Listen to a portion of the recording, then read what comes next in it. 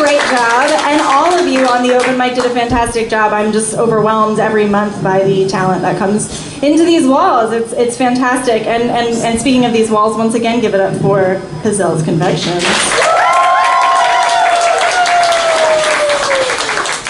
And I'm thrilled to have you all here and to have a team that is 3/4 of the way assembled, as it is a very difficult thing to wrangle poets, as you may or may not have noticed by these events that we have, where sometimes stuff doesn't work out, people got jobs, these are okay things, but we're still going to bring you a fantastic, incredible, amazing show, and I'm so happy that you're here supporting it, and I'm so grateful that you were supportive of us creating a team and us going to Southern Pride. That was a huge deal for us, and it will continue to be a huge deal because it is a way for us to connect with new communities that are outside of our little bubble and bridge the gap to the greater world of this poetry thing and this writer thing, and just making more connections is really what this is all about. It's community, communication, connection. It's all great stuff. So without further ado, we're going to start you off with some poems. This is a group piece written by Miss Shea Stripling. So clearly you know we're going to start it off right, ladies. Yes. Oh, yeah.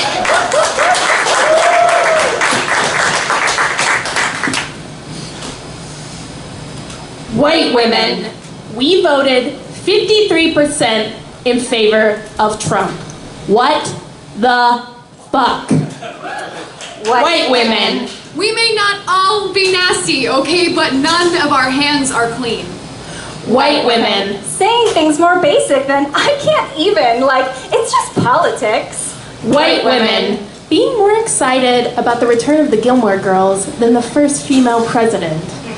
White women. The privilege to say, I just voted for his economic policies. White women. He never said that to me. White women. That never happened to me. White women. We blot our lipstick with our napkins and say, I'm just fine, thanks. White women. This protest better not make me late for my hip-hop Zumba class. White women. Having more Bath & Body Works coupons in our purses than ideas about climate change. White women. Thinking Fuller House is a good show and a pussy grabber is a great president. White women. Pumpkin spice lattes. And I know this is a cliched insult, and I actually really like pumpkin spice lattes, but why did we have to elect the pumpkin spice president? White women. We pull up our leggings and our messy buns before we go outside and appropriate someone else's culture. White women. Can we get on with it? I would just like to see pictures of cute babies and puppies in my newsfeed again. White women. It's hard to see our privilege when we're staring at ourselves in the selfie camera. White women. Taylor Swift told us that we like that Katie Couric quote about where all those women that don't help other women go, and I'm starting to understand that. White women. We like to appear socially conscious on stage without actually ever affecting change in our communities. White women. The Statue of Liberty is a woman, but she sure as hell isn't white.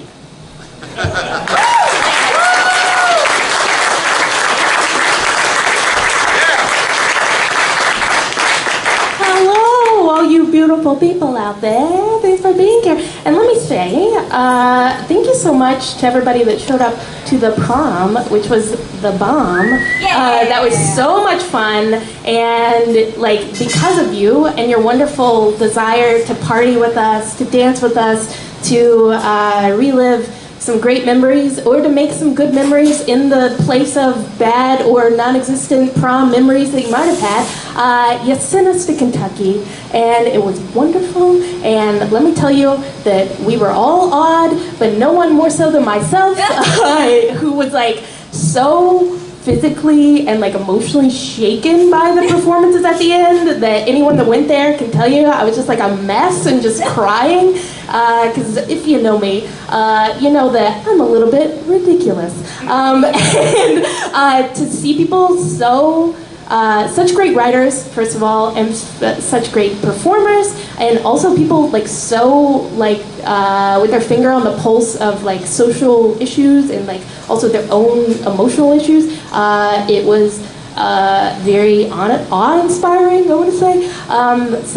So thanks for sending a ridiculous person, such as myself, with the team to go and to see those people and to come back and be like, I need to get in touch with my own emotions in some way. I don't know. It was amazing and it was so much fun. And I got to be ridiculous with our team and got to knock a microphone off the stand at one point, not know that I had done that because I was doing a drunk text poem where I do a lot of this, and the microphone became unhooked and I soldiered on. Anyway, it was great and you're great, and just thanks so much, everybody. I always feel like I'm warming my hands by the glow of this community. So, yeah. I love you all so much. It's so mutual. Oh my God. So now I'm going to read you some new things, a new thing. And do you like B movies? Do you like Plan 9 from Outer Space? Yeah. Maybe. I don't know. This is kind of about that. The creature and its woman sloppy waltzed into the motel room. She giggled when he picked her up, held a hip in each claw, cooed, "You've got eyes like flying saucers, doll face." She bit her cherry stems, stifled her sexy Wilhelm scream. "The saucers are up there, and the cemetery's out here, but I'll be locked up inside here." Held her pink polyurethane nails to her cheek, his attention caught up in her tractor beams, her blonde, her beaming, her B-movie bombshell under hot lights. They took their places. Quiet on the set! Celluloid and cigarettes, lit like shit, white light beer on the nightstand, crumpled aluminum on chrome, black and white, but not classy. 2 cartoon goons, Halloween store lipstick stuck on starched collar, vampire teeth in the vase, blonde wig, blackout curtains, yawning black lagoon longing, wrapped in cellophane, removing layers of politeness. Our heroes found the limits of the lexicon of longing. Oh God, yes, yes, yes! Yesterday, tomorrow, complete fiction. Moments fell soft, prop snow outside the window, mouths moved mute, monster mash made way for long dead language, hieroglyphs, horizontal, pictorials, pictures scrawled on bathroom stalls, stilled between her blues, bled his pleasant out, slow, pulling piano wire, without teeth, pianissimo, snowfall, soft as cat feet now, read the stage notes there with her lips, loving, pretend lusting, shudders in his sleep, wondered if he felt her turning over in her mind, turning over this film reel, turning over white, white, white, TV snow stuck on her tongue, the clumsy climax, Kleenex.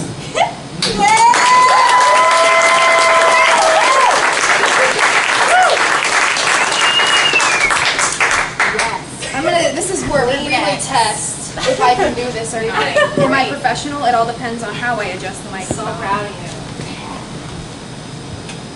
So I also would like to say thank you for letting us go to Kentucky, because there not only did I find a space where I felt open being myself, but it reminded me so much of home and how much I love it here and how free I feel here. So thank you for always giving me a space to be honest. And so with that, I'm going to do a really hard poem about something I've never talked about. Yeah. Yay! Get 'em, girl.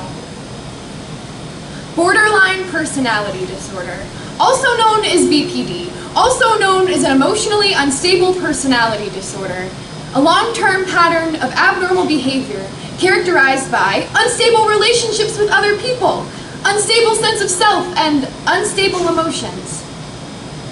I don't want to kill myself. There are parts of me that I love, like how I never wear shoes, or the part of me that is always dancing wildly, or the part of me that is fascinated by music. But I want to kill the borderline, the obsessive, the cruel, the unpredictable. You can't cut out BPD. I've tried. You can't drown her out with pain meds and Gatorade. Every therapist has told me there's no cure or dependable treatment. Once, I told a therapist the cure for my illness was suicide. He threatened to lock me up, he said, for good. I told him I was joking and I thought he believed me, but 2 years later I found out he thought I was a lost cause, so he stopped giving a shit a while ago. And just like that, my honesty fades, because even in therapy, my therapists make me feel ashamed of my diagnosis, like borderline really means pariah, really means lost cause, really means you will never be loved, really means we refuse to treat her, because the truth is, when you hear I have BPD, you assume I'm manipulative. You take everything I say with a grain of salt. You automatically have a perception of me based on a definition you either heard for the first time now or in a psych class. It changes how you see me. But really, I'm the same girl I've always been. I hate this part of me just as much as you do. This barrier that will always keep you at arm's length, the thing that will make sure you never love me, what keeps me crazy. This thing that has me bleeding during phone calls because I will never feel good enough, but I never tell.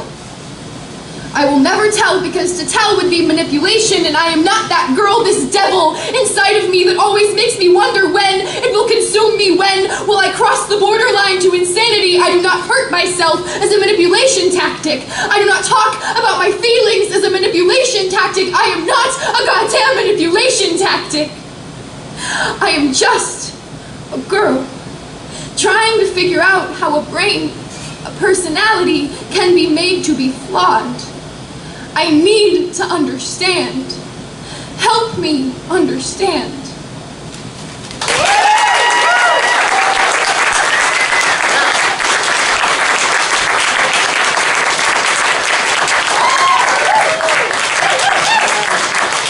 They're really good, you guys.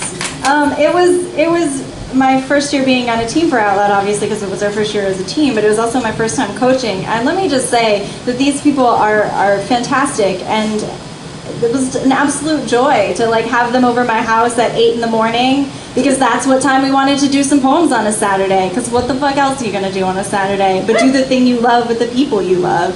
It became such a beautiful experience so rapidly, and we grew together and we continue to grow together, and I'm so grateful to have them on board with this and to have you all here supporting such a thing. Our writing has grown, our performance has grown, but our ability to be a community, I think, is growing.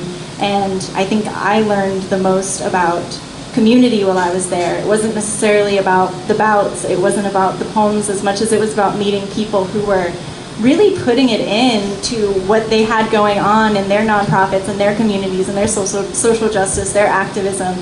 It was so inspiring. There was volunteering that was going on while we were at the festival. There were workshops on how to take care of yourself while doing this thing that we do. It was a really amazing experience, so I can't wait to bring what I've learned from that back here and to just keep growing this, and I appreciate all of you for that. From the beginning. Pill-popped parenting and too soon cirrhosis, he was born from the fold of a worn pocket that coughs up soft lint just to save itself from seeming empty. I originate in unrecognized addiction, the way we can define a thing around ourselves so we don't have to admit that the problem is also ours to bear. We both became candles. Carrying the torch of this unwinnable war, he returns to jail, hallucinating and incoherent. After a month in the same motel room we spent time in that last winter, where we held each other under cover and he told me he didn't want to be like him, like them, dead before discovering redemption. Now I am 1 year away from our battle, but ever awaiting the next bottle. When a parent is an addict, a child is twice as likely to stumble the same solemn oath. When a child's parent disappears into the prison system, that child is 3 times as likely to become a caged chaos themselves. When county lockup unwraps wrists, pockets drained, stamped with red X's, how can one survive but to sling what shoved them into this existence to begin with? We are not taught to celebrate recovery, only be ready to take advantage of the relapse. Friends say his addiction isn't disease or disorder, but a choice, as they blow lines of, I can stop anytime I want to, I just don't want to right now. off the backs of shattered porcelain. Friends don't return calls because my sobriety means nothing in common, means cutting open wounds with, well, you were never as bad as him, all while placing bets on if he will get out and do it again. I have seen streetlights strung with the bodies of boys who used to hustle beneath their browning glow, a sacrifice of themselves to ensure they won't sell any more slow death. I have seen kids left alone while parents pray the shake will leave their hands long enough to pull the trigger clean. I have seen a mandatory minimum put an end to any potential change in this pattern, letting prison become the only place to afford 3 hots, a cot, a shot at sobriety. Clean streets seem sweet till you see that the dirt has got to go somewhere. Whether you think this is a disease or not does not diminish the death tolls, does not undo the damage done by precise police targeting, does not mean that there is not a profit to be made off of our genetics. Just because you don't understand the origins of this illness does not mean we aren't all already sick with it. How can we say no to the only way that we have been shown to die for a living? How can we be bribed to be better by a world that can't stand to see us soft yet stays so eager to slip? We never saw this coming through twisted lips, knowing that the course was set for us long ago. Fingerprints predicted and processed before the grooves were even etched, before the skin even set on these hungry bones.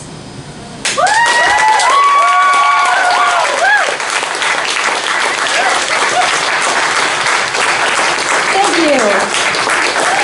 See, we started funny and then we took you on a turn. Do you like what's happening? And this is such a joy to write with Dani, and It's a joy to write with you. no, dear.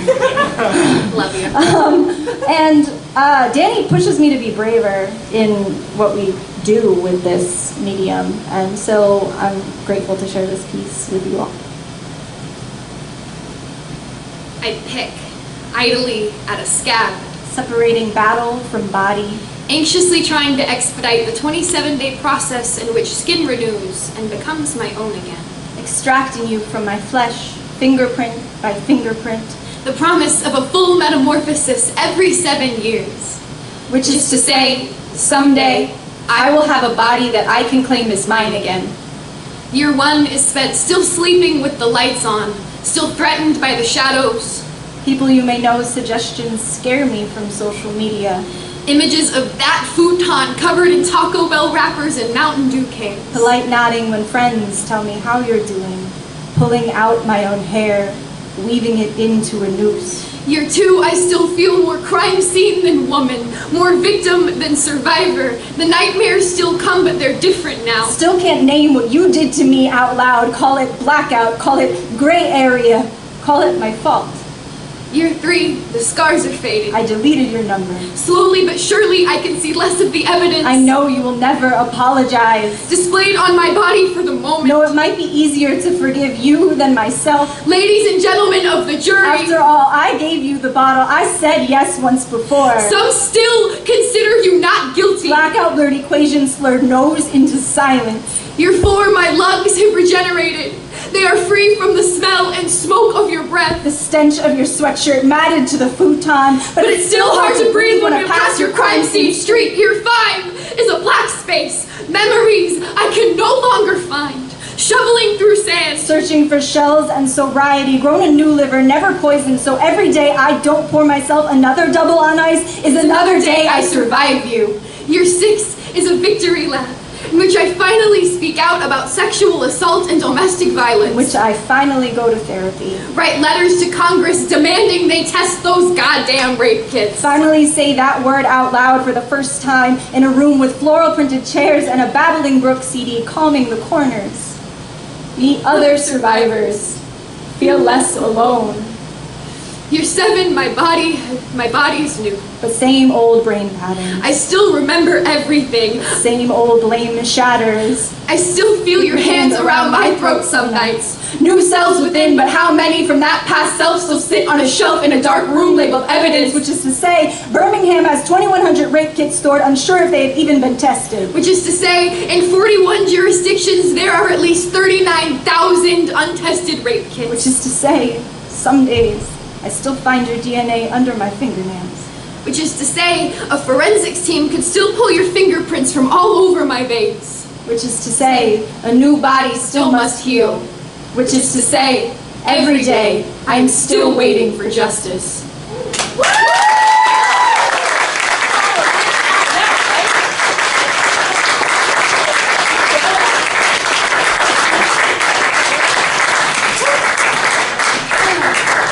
Hot mic, ladies and gentlemen, 2 hot mics. Following that, my God, I gotta say, also, there's another thank you that needs to go out to a person that alluded to how much time and how much coffee went into this process, but didn't say exactly how many hours Miss Kimberly Casey spent coaching this team. And let me say, yeah, Woo was right. You can clap for that. Let me say that when we started this whole process, if you recall, months ago, we started just sitting at a table saying, these are the poems we think we want to take. We don't know if they're in the form they're going to be in, whatever. And just started workshopping from day one, and it has been such a rewarding process. Just like, I'm a person that like will write something and be like, yeah, it's done, and just leave it and never do anything with it again. And to go through this process and to have Kimberly actually coach us and like take these poems from like a very nascent state, not just the way it was written, but also the performance, was such a growing and learning experience, and it was amazing. And I really appreciate it from the bottom of my heart, just to also be around other poets doing that, and it was just amazing. And yeah, that's all I'm gonna say about that. Yeah. It's great. Here's another thing. I like Waffle House a lot. Yeah. And I like romantic entanglements, and if they happen to combine, all the better. Yeah. So that's what this is about. This is called Quick Drip. Yes, yes. Another cup of coffee. Quick drip, darling. Breakfast on the back, never too early for your cravings. Clockwise, stirring up, sharp elbows, knock knees, touching table legs, stuck in syrup, slow sunset, slipping butter pad down waffle slope. Sentiments scrambled, never over easy, darling.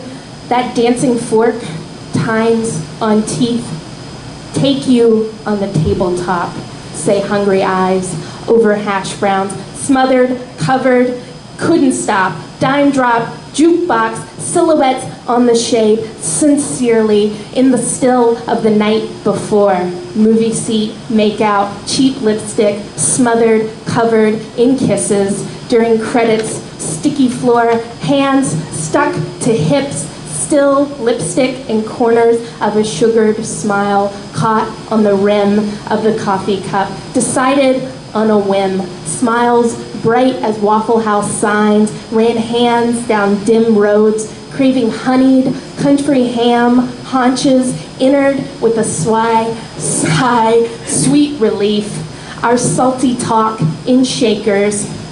Darling, I'll call you daddy all day if you'll just call me tonight. Twist invisible telephone cord coil around my ring finger. Blow my bubblegum brains out, baby girl. Beats eating alone any day, darling. Caffeine craving coming on strong. No sugar, no cream. Just linger a bit longer. Coffee breath on my brain.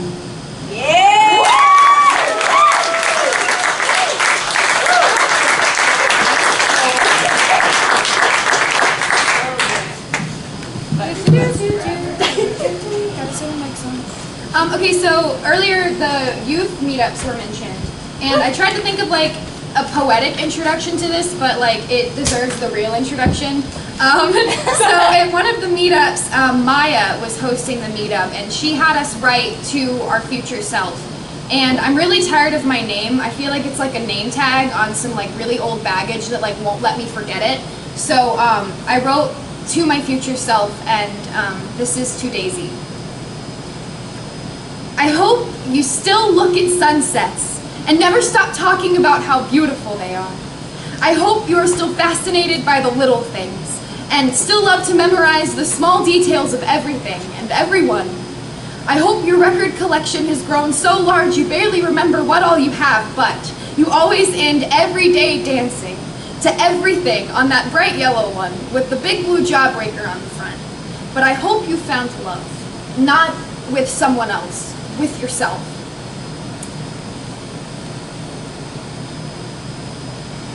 With yourself.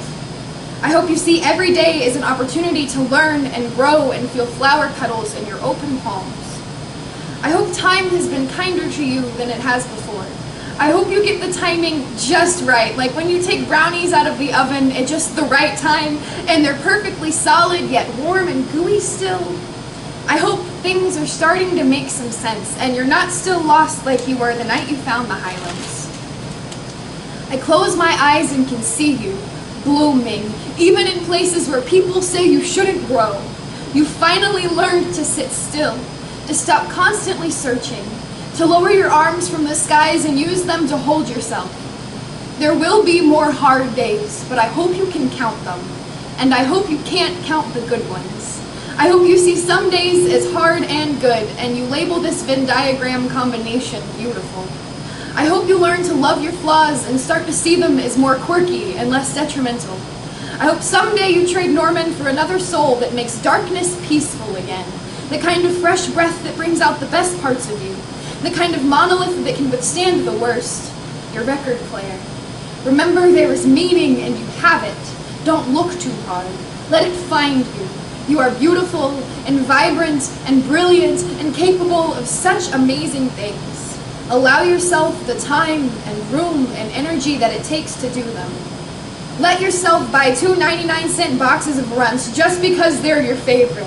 Eat them all despite the shit they'll give you later, then tell your best friend all about it and laugh. Because you know you have finally found someone that makes you feel comfortable being yourself. Knowing you are finally comfortable being yourself. I hope you have found somewhere you can finally call home. And I hope you stay there, safe. Yay!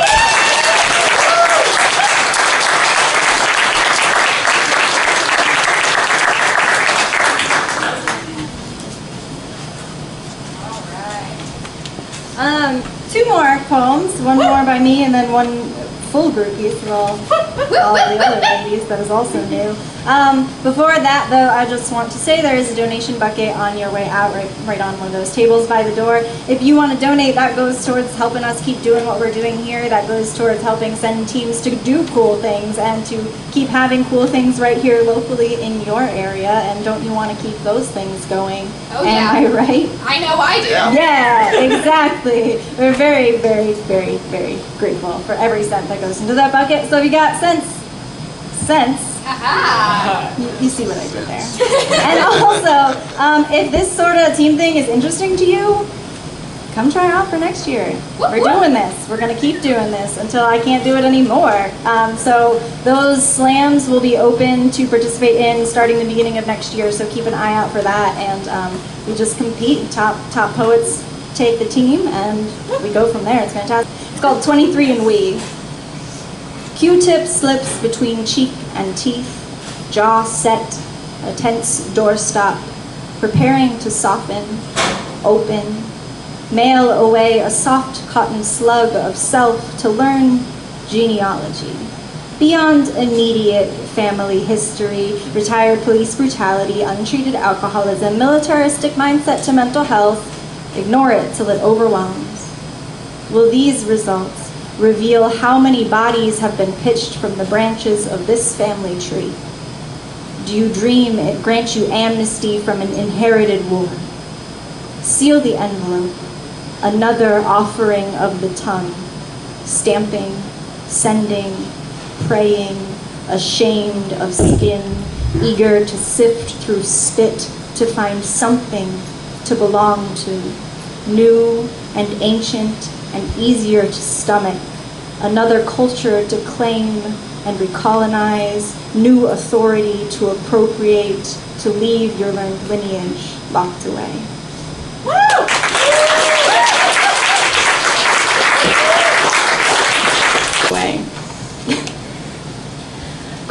open our spines and see what pages prompted us into existence, the banned books that helped us survive.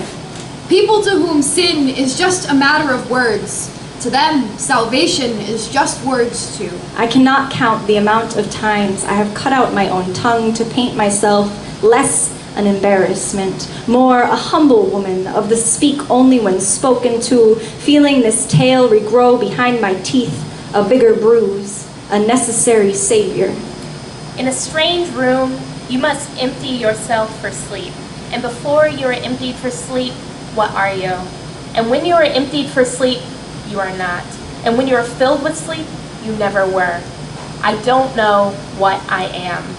I don't know if I am or not. As I lay dying, I drag my dead along with me, never laying a friend to rest until they were where they wanted to slumber infinite, learning to line these caskets with soft cotton, stifling the splintering wood beneath the beautiful that I too would want to bask in once I am gone, knowing I am gone already and never was and always am. Resurrecting my relatives submerged in new meanings. My mother is a fish, my grandmother is a teapot, bubble and brew this name to a new tune. My lover is a windmill, still greeting me with every breeze, and I am an honest missile, seeking heat to make a home disintegrate within the most glorious glow. We are all dying things, you know. I'm sure there are things that can't be cured by a hot bath, but I can't think of one. Hot water turns pale skin red.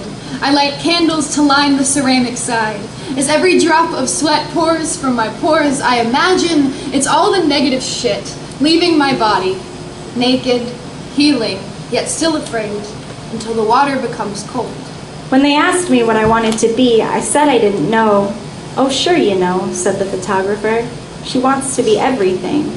In my quest to become all I can hold in my two small hands, I have found myself shrinking, extending open palms into the vastness and grasping ghosts and empty promises and the lines between his drunken affections, wanting to wrap myself in novelty and become ubiquitous. All the world is a bad dream. I feel trapped and endless, the bell jar holding me hostage, and I can't tell anymore if I'm even alive enough to have Stockholm Syndrome. The hardest realization, I put myself here. No wife, no lost lover, no flute sonata, no red-headed vampire, just me. And my shattered mirror sense of self. Lollipop, lollipop, oh, lolly, lolly, Lolita, lolling on a hotel bed. Lolita. The tip of the tongue taking a trip of 3 steps down, the palate to tap at 3 on teeth. Curled, concupiscent, Low, cream of meat, matter of fact, real enough to upset your stomach. The girl's got the South in a twist. Flick of her wrist, paperback and wastebasket, because you can't find the panty line between truth and fiction. Can't finger the spot where wrong meets written. Words round too tight around the brainstem. Let all the air out of the room with your smoke, blown out collective ass. But for me, the obvious child, I, caught by spinning tops, topless dancers, sequin nipple tassels, taut language, tight tints, temple first, took a second to come by conclusions drawn by foreign hands. But for me, it was love. At first sight, at last sight, at ever and ever sight. Held myself still against the velvet pin. Vladimir Nabokov, if you're nasty. Where would we be without these mausoleumed unmentionables? Each time we share our starkest dark, our unapologetic wreckage, our inconsistent sin, we honor the pages pulled from the fire, becoming the books that are unable to burn.